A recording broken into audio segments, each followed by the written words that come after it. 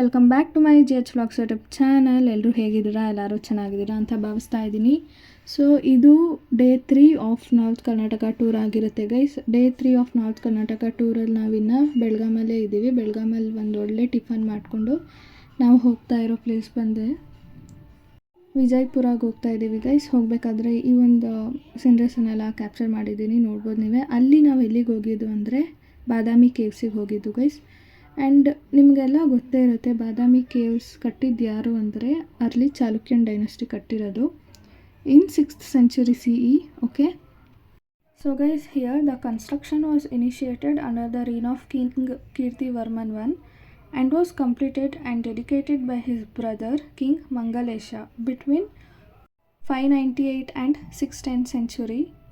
And here the complex consists of 4 main rock-cut cave temples carved into the red sandstone cliffs of Badami, formerly Vatapi in Karnataka.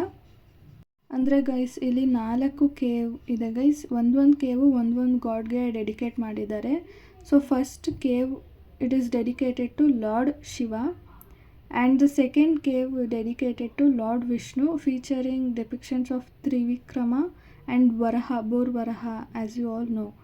And the third cave, the largest cave, also dedicated to Lord Vishnu, featuring depictions of Narasimha and Trivikrama. And the fourth cave, dedicated to Jain Tirthankaras, including Mahavira. And also this has become one of the tourist attractions in Karnataka, guys. And ಇವಾಗ ನೀವು ನೋಡ್ತಾ ಇರ್ಬೋದು ಕೇವ್ಸ್ಗಳು guys. ಅಂದರೆ ಒಂದೊಂದು cave ಒಂದೊಂದು ಗಾಡಿಗೆ dedicate ಮಾಡಿರ್ತಾರೆ ಅಂತ ಹೇಳಿದೆ ಅಲ್ವಾ, ಅದು. ಆ್ಯಂಡ್ ಇದು ಔಟ್ಸೈಡ್ ಆಫ್ ದ ಕೇವ್ ಹೇಗಿದೆ ನೋಡಿ ನೀವೇ. ಅಲ್ಲಿ ನೀರಿದೆ ಗೈಸ್, ಆ ಬಿಸಿಲು ಬೇರೆ ಆ ನೀರು ಬೇರೆ, ಯಾವ ಥರ ಫೀಲ್ ಬರುತ್ತೆ ಅಂತ ನಿಮಗೆ ಗೊತ್ತಿರಬೇಕು. ಆ್ಯಂಡ್ ಅಲ್ಲಿ ತುಂಬಾ ನನ್ನ ಫ್ರೆಂಡ್ಸ್ ಇದ್ರು ಗೈಸ್, ವಿಚ್ ಮೀನ್ಸ್ ಮಂಕೀಸ್. ನನಗೆ ಸ್ವಲ್ಪ ಮಂಕೀಸ್ ಅಂದರೆ ಭಯ, but still I like it ಅಂತಲೂ ಹೇಳ್ಬೋದು, ಭಯನೂ ಆಯಿತು. ಆ್ಯಂಡ್ ಯಸ್ ಗೈಸ್, ಅದು ಕೂಡ ಅಷ್ಟೇ ತುಂಬಾ ಚೆನ್ನಾಗಿತ್ತು. Caves, Badami caves, that was my first experience. ನಾನು ಆ ಕೇವ್ಗೆ ಹೋಗಿದ್ದು first time, very first time ಅಂತಲೇ ಹೇಳ್ಬೋದು. ಆ್ಯಂಡ್ ಯಸ್ ಗೈಸ್, ನೀವು ನೋಡ್ತಾ ಇರ್ಬೋದು ಹೇಗಿದೆ ಸೀನ್ರೀಸಲ್ಲಿ ಅಂತ.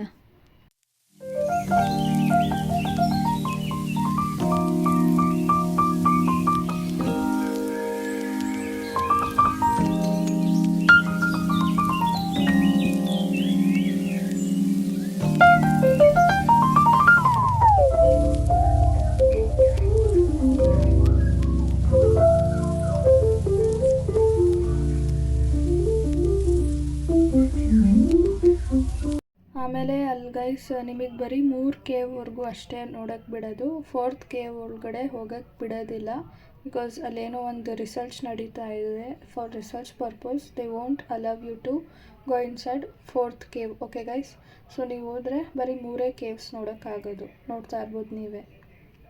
ಸೊ ಫೈನಲಿ ಬಾದಾಮಿ ಕೇವ್ಸ್ನ ನೋಡಿಕೊಂಡು ನಾವು ಇವಾಗ ನೆಕ್ಸ್ಟ್ ಹೋಗ್ತಾ ಇರೋ ಪ್ಲೇಸೇ ಬಂದು Pattadakal, which means it is also UNESCO world heritage site ಅಂತಲೇ ಹೇಳ್ಬೋದು. Group of monuments at Pattadakal temples. ನೋಡ್ತಾ ಇರ್ಬೋದು ನೀವೇ ಎಷ್ಟು ಚೆನ್ನಾಗಿದೆ ಅಂತ. ನೇಚರ್ ಮಧ್ಯ ಆ ಒಂದು ಮಾನ್ಯುಮೆಂಟ್ಸ್ ಇರೋದು ತುಂಬಾ ಚೆನ್ನಾಗಿದೆ. ಆ್ಯಂಡ್ ಬಿಸಿಲು ಆಬ್ವಿಯಸ್ಲಿ ಅಲ್ಲೂ ಕೂಡ ತುಂಬ ಬಿಸಿಲಿತ್ತು, ಬಟ್ ಆ ಬಿಸಿಲಲ್ಲೂ ನಾವು ಟೂರ್ ಮಾಡಲೇಬೇಕು, ಏನೂ ಮಾಡೋಕ್ಕಾಗಲ್ಲ. ಆ್ಯಂಡ್ ಎಸ್, ನಾವು you are seeing Pattadakal guys. So guys, it is a historic 8th century temple complex renowned for its seamless blend of North Indian, which means Nagara, and South Indian, which means Dravida architectural styles.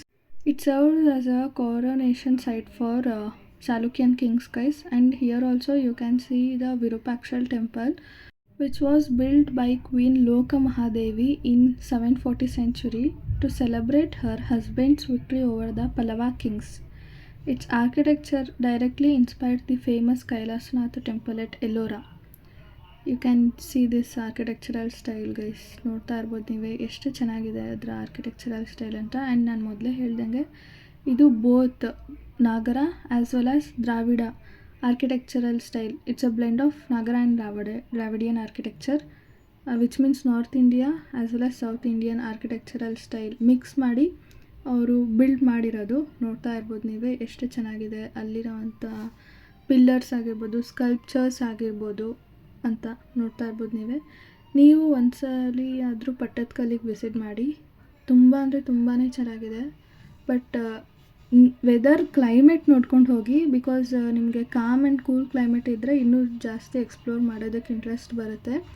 ಇಲ್ಲಾಂದರೆ ಸುಸ್ತಾಗ್ಬಿಡ್ತೀರಾ because of that hot weather ಅಂತಲೇ ಹೇಳ್ಬೋದು. And ನಾವು ಹೋಗಿದ್ದು ಮೇನಲ್ಲಿ ಅಂದಮೇಲೆ ಸಿಕ್ಕಾಪಡೆ ಬಿಸಿಲಿತ್ತು guys. ನೋಡ್ತಾ ಇರ್ಬೋದು ನೀವೇ ಹೇಗಿದೆ ಅಂತ. ಇಲ್ಲಿ ಕೂಡ ಒಂದು ಟೆಂಪಲ್ ಇದೆ guys, that is Virupaksha temple. ಹಂಪಿನಲ್ಲೂ ವಿರೂಪಾಕ್ಷ ಟೆಂಪಲ್ ಇದೆ, ಇಲ್ಲೂ ಕೂಡ ವಿರೂಪಾಕ್ಷ ಟೆಂಪಲ್ ಇದೆ. ಕನ್ಫ್ಯೂಸ್ ಆಗೋಕ್ಕೆ ಹೋಗಬೇಡಿ, ಎರಡು ಬೇರೆ ಬೇರೆ ಟೆಂಪಲ್ಸ್.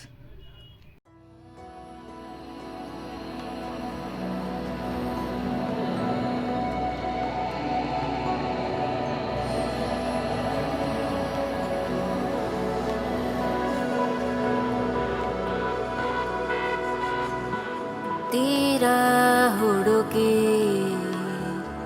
ನೇರ ನೋಡಿ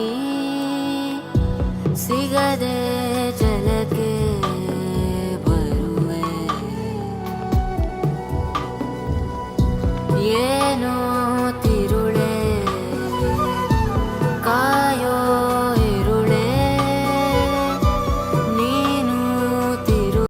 ಸೊ ಗೈಸ್, ಫೈನಲಿ ನಾವು ಪಟ್ಟದಕಲ್ಲಲ್ಲಿರುವಂಥ ಟೆಂಪಲ್ಸ್ನೆಲ್ಲ ನೋಡಿಕೊಂಡು ಇವಾಗ ನಾವು ಬಂದಿರೋದೆ ಐಹೊಳೆ ಟೆಂಪಲ್ಗೆ. ನೋಡ್ತಾ ಇರ್ಬೋದು ನೀವೇ. ಈ ಟೆಂಪಲ್ ಕೂಡ ಅಷ್ಟೇ ತುಂಬಾ ಅಂದರೆ ತುಂಬ ಚೆನ್ನಾಗಿದೆ. ಮೊದಲು ಈ ಟೆಂಪಲ್ ಇವಾಗೇನಿದೆ, ಮೊದಲು ಇದು ಪಾರ್ಲಿಮೆಂಟ್ ಆಗಿತ್ತು. ಇವಾಗ ಟೆಂಪಲಾಗಿ ರಿನೋವೇಟ್ ಆಗಿರೋದು. ನೋಡ್ತಾ ಇರ್ಬೋದು ನೀವೇ ಹೇಗಿದೆ ಅಂತ. ಇಲ್ಲಿ ಒಂದು ಮ್ಯೂಸಿಯಂ ಕೂಡ ಇದೆ ಗೈಸ್. ಲೈಕ್ ಅವಾಗ ಅಲ್ಲಿ ಇದ್ದಂತಹ ಜನ, ಐ ಮೀನ್ ಕಿಂಗ್ಸ್ನೇ ಎಲ್ಲ ಏನೇನು ಇನ್ಸ್ಟ್ರೂಮೆಂಟ್ಸ್ ಯೂಸ್ ಮಾಡ್ತಾಯಿದ್ರು, ಅಲ್ಲಿನ ಕಲ್ಲುಗಳು, ಇನ್ಫಾರ್ಮೇಷನ್ ಇದೆ ನೋಡ್ಬೋದು ನೀವೇ. ಆ್ಯಂಡ್ ಮ್ಯೂಸಿಯಂ ಅಂತ ಹೇಳಿದೆ ಅಲ್ವಾ, ಇದೇ ಆ ಮ್ಯೂಸಿಯಂ. ನೋಡಿ ಗೈಸ್ ನೀವೇ. ಇಲ್ಲಿ ಏನೇನಿದೆ ಅಂದರೆ ಆಲ್ಮೋಸ್ಟ್ ಸ್ಕಲ್ಪ್ಚರ್ಸೇ ಗೈಸ್ ಇರೋದು ಇಲ್ಲಿ. ಆ್ಯಂಡ್ ನಾನು ಇಲ್ಲಿ ಅಬ್ಸರ್ವ್ ಮಾಡ್ದಂಗೆ ಇಲ್ಲಿ ಒಂದು ಸ್ಕಲ್ಪ್ಚರ್ಸ್ಗೆ ಮೇಯ್ನ್ ಹೆಡ್ಡೇ ಇಲ್ಲ ಗೈಸ್, ಬಿಕಾಸ್ ಅದೆಲ್ಲ ಡೆಸ್ಟ್ರಾಯ್ ಆಗಿರೋ ಮಾನ್ಯುಮೆಂಟ್ಸ್. ಆವಾಗ ವಾರ್ ನಡಿಬೇಕಾದ್ರೆ ಎಲ್ಲನೂ ಡೆಸ್ಟ್ರಾಯ್ ಮಾಡಿ ಹೋಗಿದ್ದಾರೆ. ಮೇನ್ ಪಾರ್ಟ್ ಏನು, ಹೆಡ್ಡೇ ಅಲ್ವಾ, ತಲೆ. ಆ ತಲೆನೇ ಕಟ್ ಮಾಡಿ ಡೆಸ್ಟ್ರಾಯ್ ಮಾಡಿ ಹೋಗಿರೋದು. ಆ್ಯಂಡ್ ಎಸ್ ಗೈಸ್, ನೋಡ್ತಾ ಇರ್ಬೋದು ನೀವೇ, ಇದು ಹೊರಗಡೆ ಔಟ್ಲುಕ್. ಆ್ಯಂಡ್ ಇದರೊಳಗಡೆ ಶಿವನ ವಿಗ್ರಹ ಇದೆ ಗೈಸ್. ಇದರಲ್ಲಿ ನಿಮಗೆ ಕಾಣಿಸ್ತಾ ಇದೆಯೋ ಅಂತ ಗೊತ್ತಿಲ್ಲ, ಬಟ್ ಅಲ್ಲಿ ಶಿವನ ವಿಗ್ರಹ ಇರೋದಂತೂ ಸತ್ಯ. And yes guys, this is about Aihole temple information. ನನಗೆ ಎಷ್ಟು ಗೊತ್ತಿದೆಯೋ ಅಷ್ಟನ್ನು ನಾನು ನಿಮ್ಮ ಹತ್ರ ಶೇರ್ ಮಾಡ್ಕೊಂಡಿದ್ದೀನಿ. And this is about day 3 of north Karnataka tour. So ಈ day 3 of north Karnataka tour ನಿಮಗೆ ಇಷ್ಟ ಆಗಿದ್ದರೆ please like, share, comment and don't forget to subscribe to my GH vlogs YouTube channel. ಮುಂದಿನ ವ್ಲಾಗಲ್ಲಿ ಸಿಗ್ತೀನಿ. ಅಲ್ಲಿವರೆಗೂ ಟೇಕ್ ಕೇರ್. ಬಾಯ್.